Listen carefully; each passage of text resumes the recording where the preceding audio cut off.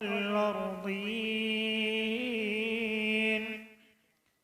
والصلاة والسلام كان نبيا وآدم بين الماء والطين وعلى آله وأصحابه أجمعين أما بعد فأعوذ بالله من الشيطان الرجيم بسم الله الرحمن الرحيم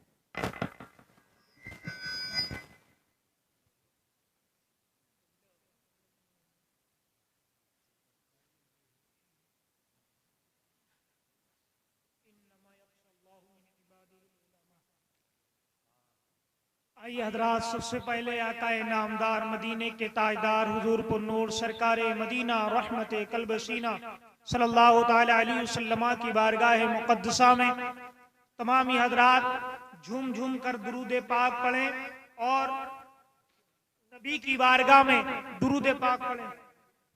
अल्लाहु रब्बु मुहम्मदिन सल्लल्लाहु अलैहि वसल्लम नहनु इबादु मुहम्मदिन सल्लल्लाहु अलैहि वसल्लम सलातन व सलामुन अलैका या रसूल अल्लाह, सलातन व सलामुन अलैका या हबीब अल्लाह। अल्लाह के नबी नबियों के नबी इरशाद फरमाते हैं, जो बंदा मुझ पर एक मर्तबा दुरूद पाक पढ़ा करता है, अल्लाह रब्बुल इज्जत उस बंदे के नामाए अमाल में 10 नेकियां दर्ज फरमाता है। दुरूद पाक के ताल्लुक से शायर कहता है, अगर नसीब करीबे दरे नबी हो जाए, मेरी उम्र मेरी हयात से बड़ी हो जाए, अंधेरे पाँव ना फैला सके जमाने में, अंधेरे पाँव ना फैला सके जमाने में, दुरूद पढ़ो के हर समत उजाला हो जाए। अंधेरे पाँव ना फैला सके जमाने में, दुरूद पढ़ो के हर समत उजाला हो जाए। एक अल्लाह का मुकद्दस बंदा अल्लाह के नबी पे हर वक्त हर टाइम दुरूद पाक पढ़ा करता था। वो गरीब घर से था मगर नसीब का गरीब नहीं था। अगर कदम उठाता तो सबसे पहले नबी पे दुरूद पढ़ा करता था। काम करता सबसे पहले नबी पे दुरूद पाक पढ़ा करता था। अगर जंगल को जाया करता था सबसे पहले नबी पे दुरूद पाक पढ़ा करता था। वो शख्स जंगल जाता, लकड़ी का गट्ठर उठाता तो उठाने से पहले नबी पे दुरूद पाक पढ़ता था। उसके बाद में बाजार जाता, बाजार जाने के बाद जब लकड़ी को अपनी फरोख्त करता तो फरोख्त करने से पहले नबी पे दुरूद पढ़ता और दुरूद पढ़ने के बाद में उस लकड़ी की कीमत को लगाता था। अल मुख्तसर, एक दिन ऐसा हुआ कि अल्लाह के नबी का वो बंदा, वो मुकद्दस बंदा अपनी झोपड़ी में सो रहा था, झोपड़ी में आराम कर रहा था। अल्लाह के नबी अलैहिस्सलातु वस्सलाम उस गरीब के ख्वाब में तशरीफ लेकर के आए।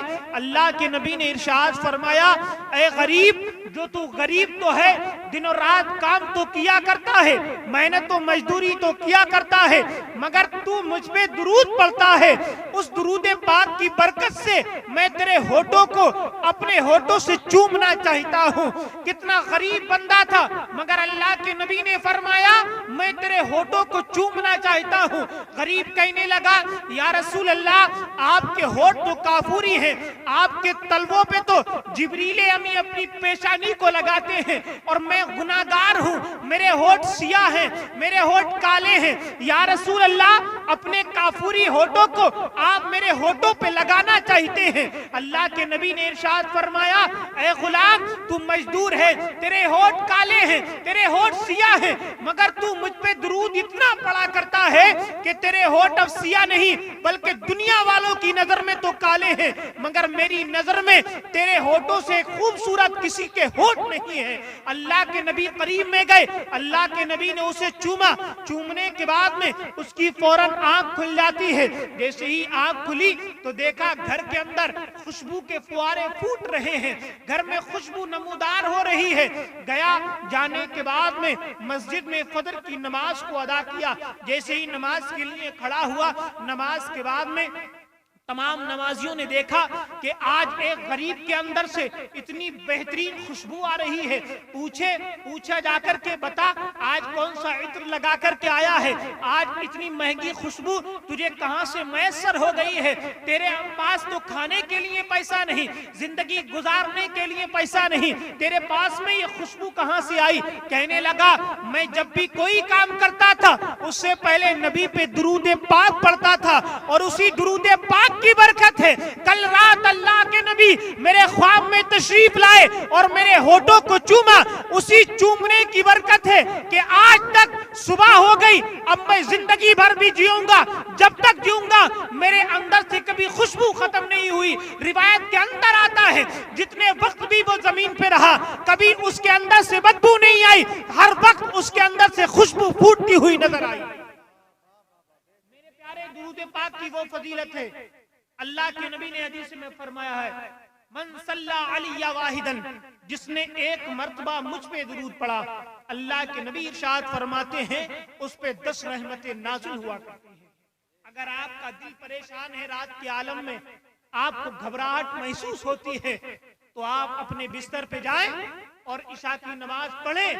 पढ़ने के बाद जब बिस्तर पे जाएं, सर में दर्द है, दिमाग में टेंशन है, गोलियां खा करने के बाद में भी हमको नींद नहीं आती है, गोलियां लेते हैं। मेडिसिन हर एक शख्स जो ज्यादा बड़ा मालदार हुआ करता है, ज्यादा टेंशन का बसेरा उसके दिमाग पे हो जाता है, गोली लेता है, गोली लेने के बाद में सुकून की नींद को हासिल करता है।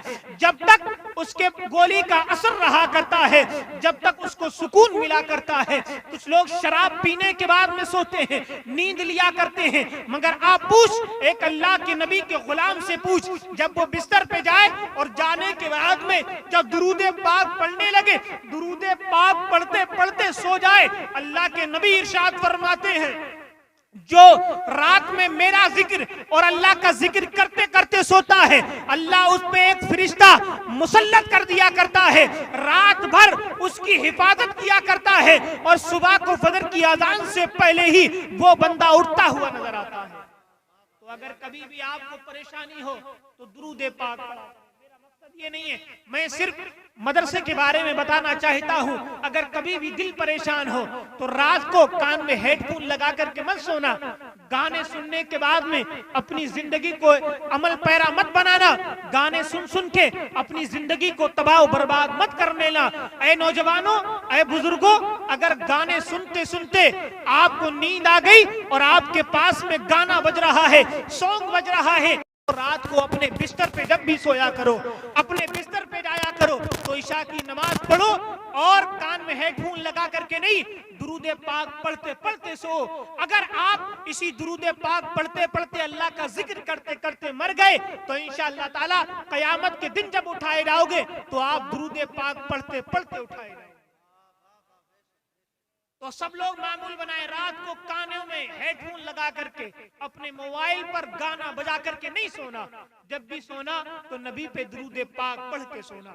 दुरूद पाक फिर से बने अल्लाहु रब्बु मुहम्मदिन सल्लल्लाहु अलैहि वसल्लम नहनु इबादु मुहम्मदिन सल्लल्लाहु अलैहि वसल्लम सलातु व सलामुन अलैका या रसूल अल्लाह। अल्लाह ताला ने कुरान मजीद के अंदर इरशाद फरमाया इन्नल इबादी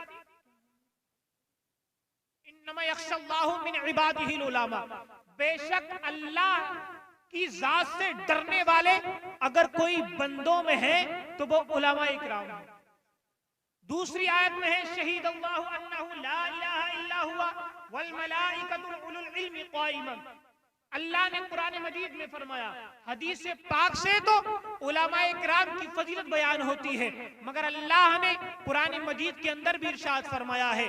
दूसरी जगह अल्लाह इरशाद फरमाता है कुल हल यस्तविल लज़ीना यअलमून ला यअलमून, इल्म महबूब आप फरमा दो, इल्म वाले और बेइल्म, इल्म वाले इल्म दीन आलिम दीन और जाहिल जो पढ़े लिखे नहीं है वो कभी बराबर नहीं हो सकते। शहीद अल्लाह, अल्लाह गवाही देता है, इन्नहु ला इलाहा इल्लल्लाह, अल्लाह के सिवा कोई माबूद नहीं, वही एक है और वही अल्लाह है। और इस पर गवाही फरिश्तों ने दी और उलमाए इकराम ने दी। आइए इमाम अहमद रजा खान फाजले बरेलवी मुजद्दिद दीन व मिल्लत अशाह इमाम अहमद रजा खान फाजले बरेलवी हुजूर आला हजरत के वालिद माजिद अल्लामा नक़ी अली खान फरमाते ही इस आयत के तहत इसमें 3 दर्जे बयान किए गए हैं। सबसे पहले तो फरिश्तों के साथ में अल्लाह ताला ने किसी का जिक्र नहीं किया, वल मलाइकतु उलुल इल्मी, और अल्लाह ताला ने अपने महबूब फरिश्तों के साथ में अगर किसी का जिक्र किया है तो वो उलमाए किराम का जिक्र किया है। तो उलमाए किराम के जिक्र के साथ में अल्लाह ने फरिश्तों के जिक्र के साथ में उलमाए किराम के जिक्र को जोड़ दिया।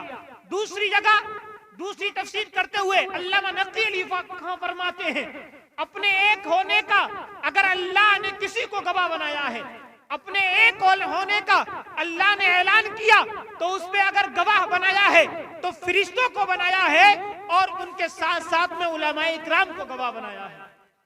यहीं से उलमाए इकराम की फजीलत बयान होती है।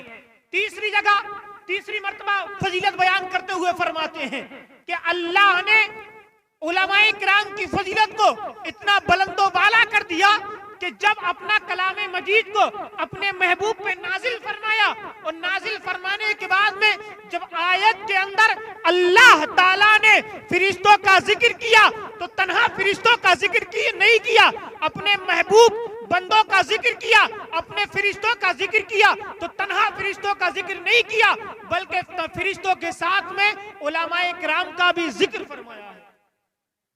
बताओ, आयत से पता चलता है बेशक अल्लाह के बंदों में डरने वाले कोई है तो वो उलमाए इकराम है, और इल्म वाले और बेइल्म वाले कभी बराबर नहीं हो सकते। और अल्लाह ने आयत के अंदर जिक्र किया, अपने गवाह होने का, अपने एक होने का ऐलान किया तो उसमें उलमाए इकराम का भी गवाह बनाया। उलमाए इकराम को, उलमाए इकराम की बहुत बड़ी फजीलत है आलिम दीन की। हजरात, आज इस मदरसे की इफ्तिताह के लिए काजी शहर जिला रामपुर के काजी हुजूर फैजान मियां तशरीफ लेकर के आ रहे हैं। आप उनसे भी फजीलत बयान सुनेंगे, उलमाए इकराम की फजीलत। हजरात, अल्लाह के नबी अलैहिस्सलातु वस्सलाम ने जब ऐलाने नबूवत फरमा दिया, ऐलाने नबूवत फरमाने के बाद में दुनिया में उससे मेरे नबी से पहले कोई मदरसा नहीं था, कुरान से पहले कोई यूनिवर्सिटी नहीं थी, कुरान आने के बाद में यूनिवर्सिटियां पैदा हुई हैं, कुरान आने के बाद में मदरसे बने हैं। आओ तारीख के हवाले से बताना चाहता हूँ, दुनिया के अंदर पहले भी बहुत ज्यादा दुनिया चली है। ईसा अलैहिस्सलाम की उम्मत आई, मूसा अलैहिस्सलाम की उम्मत आई, हर एक नबी की उम्मत आई, मगर मदरसा कायम नहीं किया गया। आज जो मदरसे को मिटाने की कोशिश कर रहे हैं और बहुत से मदरसे हिंदुस्तान की सरजमीन पे मिटा दिए गए हैं, बहुत से मदरसे की जमीनों को जब्त कर लिया गया है, बहुत से मदरसों पे आपने अपने नाखों से देखा होगा, सोशल मीडिया का दौर है, बहुत से मदरसों पे बुलडोजर चला दिए गए हैं। आज हुकूमत वक्त भी मदरसों के खिलाफ नजर आ रही है, मगर हाँ, हम भी अपने गरेबान में जाकर के देखें, अपने गरेबान में जाके क्या हुकूमत वक्त भी मदरसों के खिलाफ है? हम भी अपने अंदर जाकर के देखें कि हमारा मुसलमान तो नहीं, क्या मुसलमान तो ऐसा नहीं है जो मदरसे के खिलाफ होगा। तो कहीं कहीं ऐसे मुसलमान भी पाए जाते हैं जो स्कूलों को तरजीह दिया करते हैं, स्कूल की पढ़ाई को तरजीह दिया करते हैं, मदरसों को कभी तरजीह नहीं दिया करते, मदरसे के बच्चों को कभी तरजीह नहीं दिया करते।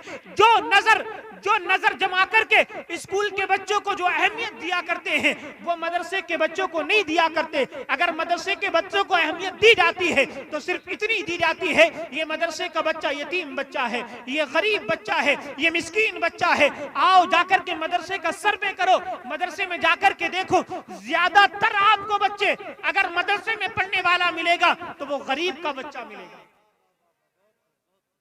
मैं पढ़ करके आया हूं जामियतुर रज़ा बरेली शरीफ हुजूर आला ताज शरिया के मदरसे में, जहां पे 2000 बच्चे पढ़ते हैं।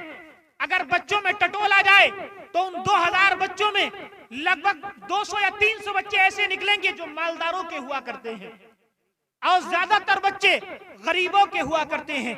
जाओ अशरफिया की सरजमीन पे पहुंचो, जाकर के देखो, मदरसे का सर्वे करो और सर्वे करने के बाद में मालूम करो इसमें कितने बच्चे मालदारों के हैं, कितने बच्चे गरीबों के हैं। तो आपको ज्यादा बच्चे गरीबों के पढ़ते हुए नजर आएंगे। आप कहीं भी चले जाओ, हिंदुस्तान नहीं हिंदुस्तान से बाहर भी जाओ, तो ज्यादातर गरीब अपना बच्चे को आलिम दीन बनाने की कोशिश करता है, मालदार अपने बच्चे को आलिम दीन नहीं बनाता। वजह उसकी क्या है? वजह भी आंखों के सामने है। मगर कोई भी बच्चा जब इल्म दीन हासिल करता है, मदरसे में जाता है, तो वो कमाई की नीयत से नहीं जाया करता है। अगर मदरसे में इल्म दीन सीखने जाता है तो वो कमाई की नीयत से नहीं जाया करता है। अगर कमाई की नीयत से इल्म दीन सीखने जाता तो वो इल्म दीन सीखने नहीं, कोई काम कर लिया जाता। अगर आज मदरसे का हाल उठा करके देखो, 15 साल पढ़ने के बाद में एक मदरसे के बच्चे की जब फारिग हो जाता है, मुफ्ती हो जाता है, जाकर के देखो मदरसे के अंदर, जाकर के देखो मस्जिद के अंदर एक मुफ्ती भी है, एक आलिम दीन भी है, हाफिज कुरान भी है, जिसने 15 साल मदरसे में कपड़े धोने के बाद में 6-6 साल की उम्र में जिनके बच्चों को माँ नखरे उठाने के बाद में सुबह को तैयार करके स्कूल भेजा करती हैं, कपड़े पहनाया करती हैं, ड्रेस पहनाया करती हैं। उसके बाद में जब वो स्कूल जाना है, स्कूल जाने के बाद में हमने देखा है आते ही अपने घर में बैग अलग फेंक दिया करता है, कपड़े अलग निकाल के फेंक दिया करता है, जूतों को अलग फेंक दिया करता है, माँ को गाली देता हुआ नजर आता है, माँ को तू तलाक बोलते हुए नजर आता है, बाप की इज्जत नहीं करता। मगर आओ मदरसे के बच्चों को जाकर के देखो, मदरसे में अगर 6 साल का बच्चा भी है तो उसकी माँ कपड़े धोने के लिए नहीं जाया करती है, कपड़े बच्चा खुद अपने हाथ से धोया करता है। हमने भी कपड़े धोए हैं। जाओ 5 साल के बच्चे को देखो, सर्दी का मौसम है तो सर्दी के मौसम में नहाता है और नहाने के बाद में कपड़े धोता है, वही ठंडा पानी हुआ करता है। मगर कभी मदरसे के बच्चे को आपने नहीं देखा होगा किसी आलिम दीन को, इल्ला माशाअल्लाह कि उस आलिम दीन को हार्ट का मर्ज पैदा हो गया, उस आलिम दीन को कैंसर का मर्ज पैदा हो गया, उस बच्चे को ठंड लग गई, नहीं। बल्कि जब मदरसे को एक बच्चा पढ़ने के लिए अपनी माँ की पेशानी को चूम करके जब जाया करता है तो वो गरीब बाप गरीब माँ उसके लिए रोजाना दुआ किया करती है, और घर पे रहने के बाद में स्कूल के बच्चे की हिफाजत उसके माँ बाप किया करते हैं। मगर जो मदरसे में 6 साल का बच्चा पढ़ा करता है उसके माँ बाप उसकी हिफाजत नहीं बल्कि रसूल पाक उसकी हिफाजत किया करते हैं। आप सर्वे के मुताबिक देखो, सबसे पहले मदरसा कायम किया गया हजरत अरकम के घर में। मेरे नबी ने मक्के के अंदर मदरसा कायम किया। मेरे नबी मदरसे में तमाम साहबा इकराम को इल्म दीन सिखाते हैं। इल्म दीन सिखाने के बाद में सबको आलिम दीन बनाते हैं। आज सर्वे के मुताबिक देखो जाकर के कि जो बच्चे आलिम दीन जिनके घरों में हो जाया करते हैं, जिनके घरों में हाफिज कुरान हो जाया करते हैं, जिनके घरों में कुरान को अपने सीनों में बसाने वाले हुआ करते हैं, और जिनके घर में डॉक्टर MBBS, जिनके घरों में बड़े बड़ी नौकरियों पर फाइज होने वाले, जो माँ जो बाप अपनी पूरी जिंदगी की खर्च जमीन बेचने के बाद में, मकान बेचने के बाद में पूरी जिंदगी लुटा करके MBBS बनाया जाता है, पूरी जिंदगी का मालो दौलत खर्च करने के बाद में अपने बेटे को बड़े मकाम पर पहुंचाता है।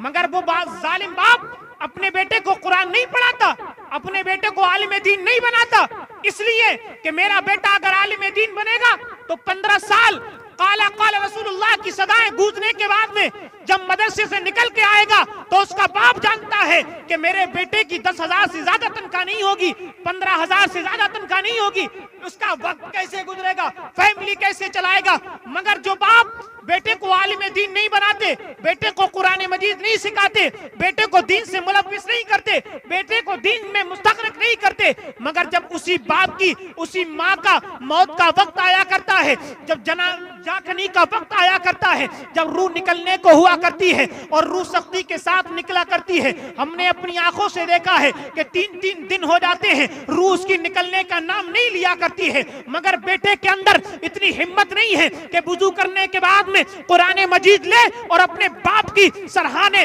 कुरान मजीद पढ़ करके फूंक दे। बेटे के अंदर ताकत नहीं है। फिर बाप को एहसास हुआ करता है कि मैं अगर अपने बेटे को आलिम दीन बना देता, अगर मैं हाफिज कुरान बना देता, अगर मैं दीन में डाल देता, तो यही मेरा बेटा।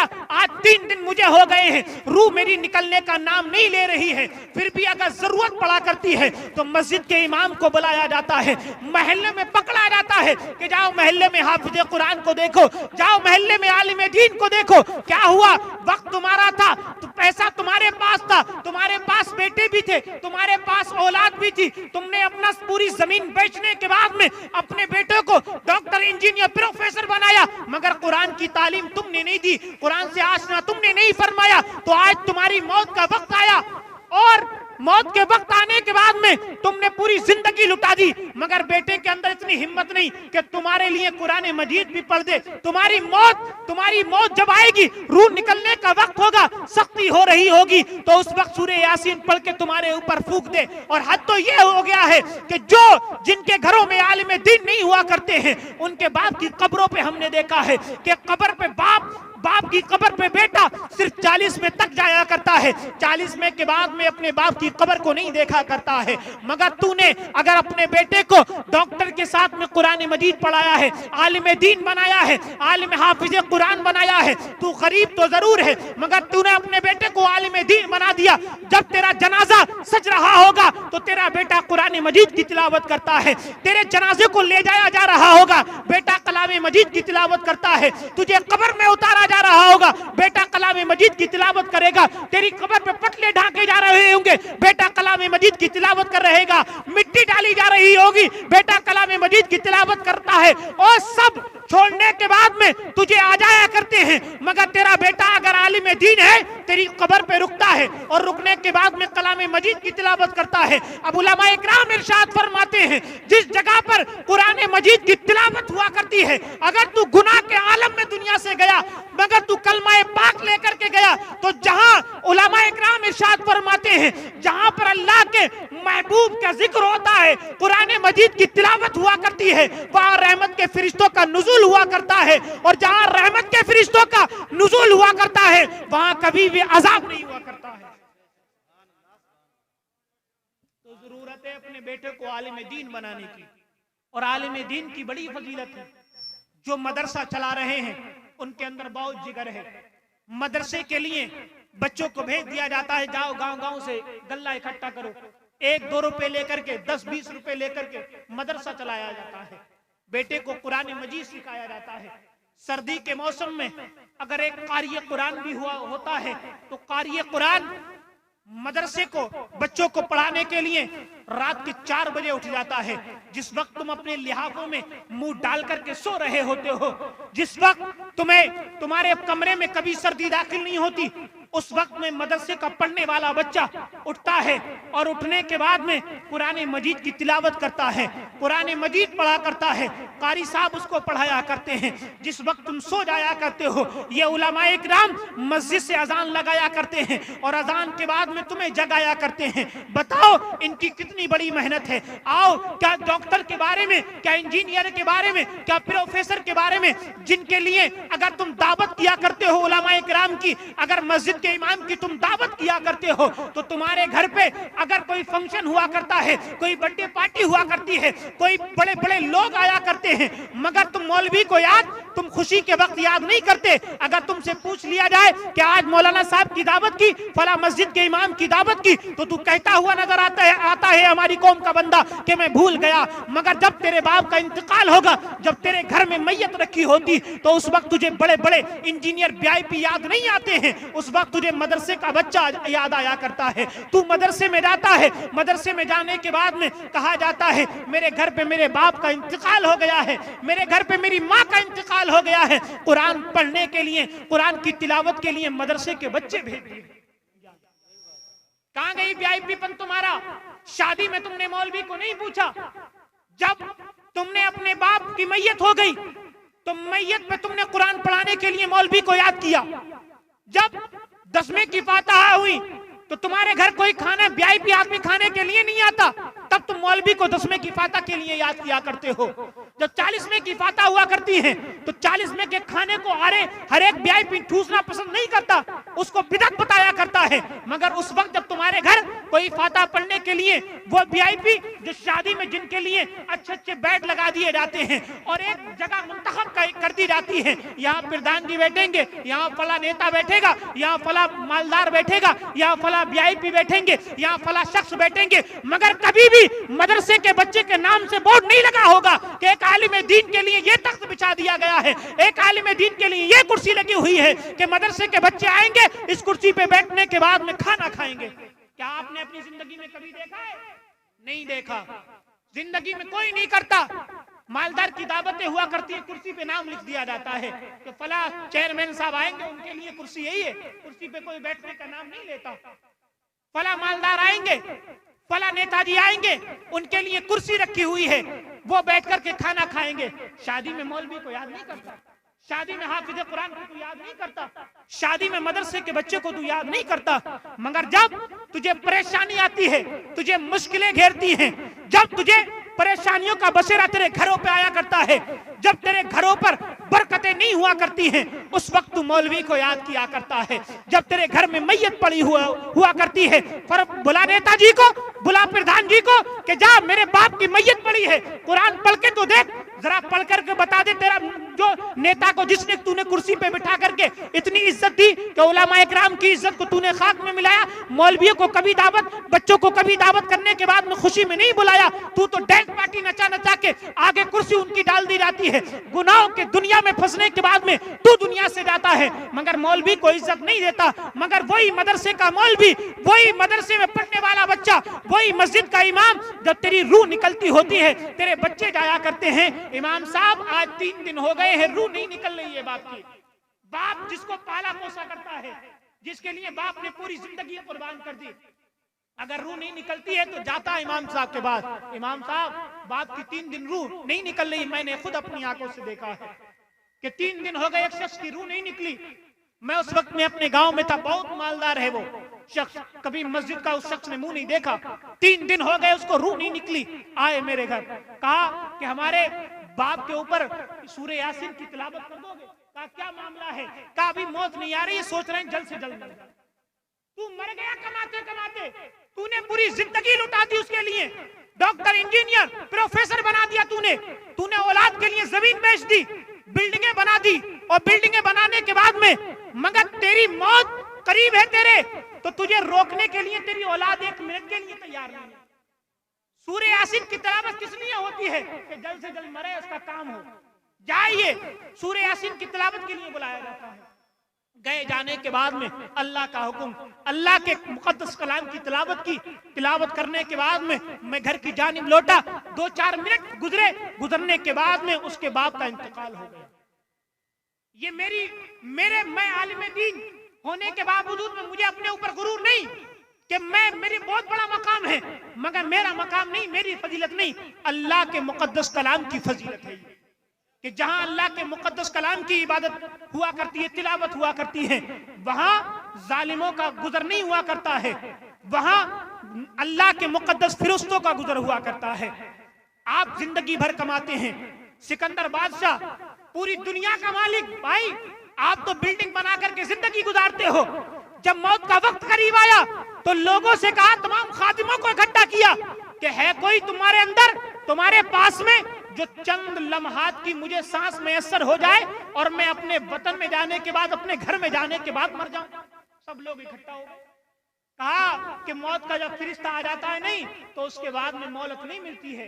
जब इजराइल आ गया तो फिर वो किसी को मोहलत नहीं देता। रोने लगे सिकंदर साहब। सिकंदर ने इकट्ठा होकर के कहा कि जब मौत का फरिश्ता आता है तो उसके बाद मोहलत नहीं देता, मगर ऐ मेरे गुलामों, ऐ मेरे सिपाहियों, जब मैं मर जाऊं तो मेरे कफन से मेरे हाथों को बाहर निकाल देना। और निकालने के बाद में कहा कि आपके हाथों को बाहर क्यों निकाल दिया जाए? इसलिए मेरे हाथों को बाहर निकाल दिया जाए ताकि दुनिया वाले जान लें कि सिकंदर, जिसकी हुकूमत पूरी दुनिया पे है, जो पूरी दुनिया पे जिसका राज चला करता है, जब वो माँ के पेट से पैदा हुआ तब भी खाली हाथ पैदा हुआ है, और जब आज दुनिया से जा रहा है, जिसकी हुकूमत पूरी दुनिया पे है मगर फिर भी दुनिया से गया तो भी खाली हाथ जाता हुआ नजर आ रहा है। दुनिया मर गए कमाते कमाते, मगर औलाद को इतनी तुम्हारी तौफीक नहीं कि जाकर के तुम्हारी कब्र पे जाकर के फातिहा पढ़ दे। तुम्हारे लिए कुरान मजीद की तिलावत करने के बाद में बख्शेगी, मगर बेटे को आलिम दीन बनाओ, हाफिज़े कुरान बनाओ, आलिमों की इज्जत करो। आज 2 टके का आदमी जाकर के एक मौलवी के मुंह लग जाता है। आज इमामों की हैसियत 2 टके से ज्यादा नहीं होती, जिसको वुजू के फर्ज भी मालूम नहीं, जिसको नमाज के फराइज तो बड़ी दूर की बात, गुस्ल के फराइज जिसको मालूम नहीं, जिससे अगर सुभान अल्लाह सुन ली जाए तो उसको सुभान अल्लाह याद नहीं, मगर एक मौलवी के पास जाकर के उसकी जबान लड़ाता है मौलवी से, मौलवी को उल्टा सीधा बोल देता है। हमने अपनी आंखों से देखा है कि मौलवियों को एक जाहिल शख्स को गाली बकते हुए देखा है। तेरे पास में दीन की दौलत तो नहीं, तेरे पास में इल्म दीन की दौलत तो नहीं, मगर एक तू अल्लाह के नबी के गुलाम, अल्लाह के नबी के गुलाम को एक उम्मती होने के बावजूद में जिसकी फजीलत फरिश्तों के साथ में अल्लाह ने आयत के अंदर फरमाई है, और जो नबियों का वारिस है, तुम्हें उसको गाली तो मत दो, उसको हकीर तो मत जानो। आओ फतवा रज़विया का एक फतवा मुलाहिजा फरमा ले, मोहब्बत से बोले सुभान अल्लाह। मेरी बात समझ में आ रही नहीं आ रही? आला हजरत इमाम अहले सुन्नत फाज़िले बरेलवी इरशाद फरमाते हैं, क्या इरशाद फरमाते हैं कि आलिम दीन की फजीलत इतनी बड़ी है, अगर आलिम दीन बस्ती में हो और बस्ती में अगर महल्ले वाले का उससे झगड़ा हो जाए, किसी जाती दुश्मनी को लेकर, इल्म को लेकर के नहीं, सिर्फ जाती खानदान को लेकर के अगर उसका झगड़ा हो जाए, तो एक गैर पढ़े लिखे को, एक जाहिल आदमी को यह हक नहीं दिया है शरीयत में कि अगर जाती दुश्मनी होने के बावजूद वो एक आलिम दीन को गाली बके। जाती दुश्मनी के बावजूद भी गाली बकने का हक नहीं, बुरा कहने का हक नहीं। फतवा रज़विया में आला हजरत फरमाते हैं, और अगर कोई आलिम को बुरा जानता है और अगर उसके इल्म की बुनियाद पर आलिम होने के बावजूद में ये कहते ये मौलवी तो ऐसे होते हैं, ये मौलवी तो ऐसे होते हैं, ये मौलवी तरह तरह के चौराहों पर जाने के बाद में एक इल्म को कम जाने, अरे इन्होंने क्या किया है, 15 साल पढ़ा थोड़ी है, जाकर के टिफिन खोल खोल के खाने खाए हैं, तेरा मेरा तीजा खाया है, तेरा मेरा 10वां खाया है, ये तो पलते ही हमारे टुकड़ों पे हैं, ये तो हम जब तीजा 10वां किया करते हैं उसके बाद में इनके पेट पला करते हैं। जब तू ये नियत लेकर के मौलवी के इल्म पर उंगलियां उठाएगा और एक इल्म की वजह से तू उसकी तौहीन करेगा, तो इमाम अहले सुन्नत फाज़िले बरेलवी फरमाते हैं कि अगर इल्म की वजह से उसकी तौहीन कर दी गई तो आलिम दीन की तौहीन हद कुफ्र तक पहुंच जाती है, खुलेआम उसको तौबा करनी पड़ेगी। और आज हम मस्जिद से इमाम साहब के पीछे नमाज पढ़ी, आलिम दीन की तकरीर सुनी, और जाकर के जब मस्जिद से बाहर निकले, जाकर के प्रोग्राम से बाहर निकले, कह दिया अरे ये तो ऐसे ही है, मौलवी का तो काम भौंक नहीं है, मौलवी तो आपस में बोलते ही रहते, इसका तो काम ही बोलना है। ये नहीं देखता कि फजर की अजान से पहले तुझे बच्चों को उठाकर तेरे बच्चों को पढ़ाया करता है। कभी ये भी तो देख ले कि कुरान मजीद में किसी साइंसदान की तारीफ बयान की, अरे कुरान मजीद में ना कोई एक आयत घट सकती है ना बढ़ सकती है, ना एक हर्फ घट सकता है ना बढ़ सकता है। उलमा इकराम चीख के बताते हैं जब से कुरान नाजिल हुआ है, जब से ना एक आयत बढ़ी ना घटी, उस कुरान मजीद में किसी डॉक्टर की फजीलत नहीं, अगर फजीलत बयान की है तो उलमा इकराम की भी फजीलत बयान करी है। आज अपनी नमाजों को बचाना तुम अगर चाहते हो तो जिस इमाम के पीछे नमाज पढ़ो उसकी कभी बुराई मत करो। अगर शरी उसके अंदर गलती है, शरी उसकी अगर खामी है, तो उसको बताओ कि तुम्हारे अंदर शरीयत के एतबार से ये कमी है। मगर हमारी कौम का यह आलम हो गया है, हमारी कौम को पता नहीं क्या हो गया है, मदरसे में पढ़ाने का नाम नहीं लेता, मदरसे में पढ़ाने के लिए उसकी हिम्मत नहीं गूंजती है। वजह यही है, वो जानता है कि मेरा बेटा 10 साल या 15 साल पढ़ेगा, मगर तनख्वाह उसकी 10 या 15 के बाद उसकी तनख्वाह नहीं जाएगी। मुफ्ती होने के बाद में 10 साल भी पढ़ा उनने, मगर फिर भी तनख्वाह 10,000 से ज्यादा नहीं जाएगी। मगर मेरा बेटा अगर होटल पे रहने के बाद में, प्लेटें धोने के बाद में अगर रोटी बनाता है, तो मेरे बेटे की तनख्वाह 20 या 25,000 होगी। इस पैसे की बुनियाद पे तुमने इल्म दीन से भूल गए, तुम इल्म दीन पढ़ाने को तुमने भुला दिया है। अपने बच्चों को आलिम दीन नहीं बना रहे हो कि तनख्वाह कम है, मगर इस तनख्वाह पे मत जाओ। आओ हदीस पाक से उलमाए किराम की फजीलत सुन लो, आलिम दीन की फजीलत सुन लो। जरा मुस्कुरा के बोल दो सुभान अल्लाह। पहले हदीस पाक का मेरी बात को गौर से सुने। हदीस पाक किसको कहते हैं? हदीस पाक उसको कहते हैं जो अल्लाह के नबी की जबान से निकले, उसको हदीस पाक कहते हैं। और हदीसों के दर्जे हुआ करते हैं, कुछ हदीसें ज़ईफ भी हुआ करती हैं, कुछ हदीसें कभी भी हुआ करती हैं, कुछ हसन भी हुआ करती हैं, कुछ हसन लिजाती हसन लिगैरी हदीसों के दर्जे हुआ करते हैं। मगर मैं एक हदीस आपको सुनाता हूं। अल्लाह के नबी ने इरशाद फरमाया है, क्या आप यहां से गौर करें, कुरान मजीद तो हो गया मगर हदीस पाक सुन लो। अल्लाह के नबी इरशाद फरमाते हैं, अल्लाह के नबी ने इरशाद फरमाया, मन सलका तरीकन यब्तगी फीही इल्मन सलकल्लाहु लहू बिही तरीकन इलल जन्नह व इन्नल मलाइकता ला तदउ अजनिहतहा रिज़ाअन लितालिबिल इल्म व इन्नल उलमा वरसतुल अंबिया हत्तल हैतान फिल माई। अल्लाह के नबी इरशाद फरमाते हैं, मन सलका तरीकन यब्तगी फीही इल्मन सलकल्लाहु लहू बिही तरीकन इलल जन्नह व इन्नल मलाइकता ला तदउ अजनिहतहा रिज़ाअन लितालिबिल व इन्नल आलिमा ला यस्तगफिरु मन फिस समावाति व मन फिल अर्दी हत्तल हैतान फिल माई व इन्नल उलमा वरसतुल अंबिया। मोहब्बत से बोल दो सुभान अल्लाह। अल्लाह के नबी ने इरशाद फरमाया, मन सलका तरीकन यब्तगी फीही इल्मन, जो शख्स इल्म दीन सीखने के लिए रास्ते पे चला करता है, मन सलका तरीकन यब्तगी फीही इल्मन। पहला सिपारा सीने से लगा करके अलिफ बे ते का जब मदरसे को जाता है, तुम्हारी नजर में तो 2 रुपए की टोपी लगाया हुआ होता है, कपड़े भी फटे हुए हुआ करते हैं, तुम्हारी नजर में उसकी कीमत नहीं होती। तुम्हारी नजर में तो कीमत उसकी हुआ करती है जो टाई लगा करके अच्छा कपड़ा पहन के खुशबू जिसके अंदर से आ रही होती है, उसकी कीमत हुआ करती है। मगर तुम्हारी नजर में एक बच्चे की कीमत नहीं, मगर आओ अल्लाह के नबी की नजर में और शरीयत की नजर में उसकी क्या कीमत है, जिसके कपड़े भी फटे हुए हैं, पहला पारा लगा करके मस्जिद में जाता है। अल्लाह के नबी ने इरशाद फरमा दिया है, मन सलका तरीकन यब्तगी फीही इल्मन सलकल्लाहु लहू बिही तरीकन इलल जन्नह। जो मदरसे को, जो इल्म दीन सीखने के लिए रास्ते पे चला करता है, अल्लाह के नबी इरशाद फरमाते हैं वो आम रास्ते पे नहीं चलता, बल्कि वो जन्नत के रास्ते पे चला करता है। सलकल्लाहु लहू तरीकन इलल जन्नह व इन्नल मलाइकता ला तदउ अजनिहतहा रिज़ाअन लितालिबिल, और बेशक आसमान के फरिश्ते, व इन्नल मलाइकता ला तदउ अजनिहतहा। आप दुनिया में के अंदर देखो, बेशक आसमान के फरिश्ते उस तालिबे इल्म को राजी करने के लिए, उसकी खुशनुदी के लिए, आसमान के फरिश्ते आसमान को छोड़ने के बाद जब वो मदरसे पढ़ने के लिए जाया करता है, तो वो आसमान के फरिश्ते उसके कदमों के नीचे अपने परों को बिछा दिया करते हैं। क्या कभी तुमने सुना किसी डॉक्टर के नीचे, किसी इंजीनियर के नीचे आसमान के फरिश्ते पर बिछाते हैं? वो तो हमारी कौम का आलम है।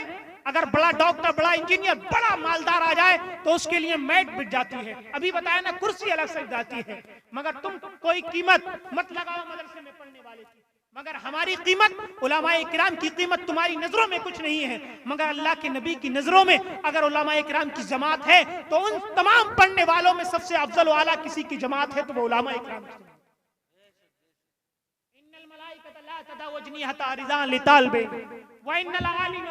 और जब बच्चा 10 साल पढ़ने के बाद में आलिम दीन हो जाता है, 15 साल पढ़ने के बाद में आलिम दीन हो जाता है, वइन्नल आलिमा ला यस्तगफिरु मन फिस समावाति व मन फिल अर्द।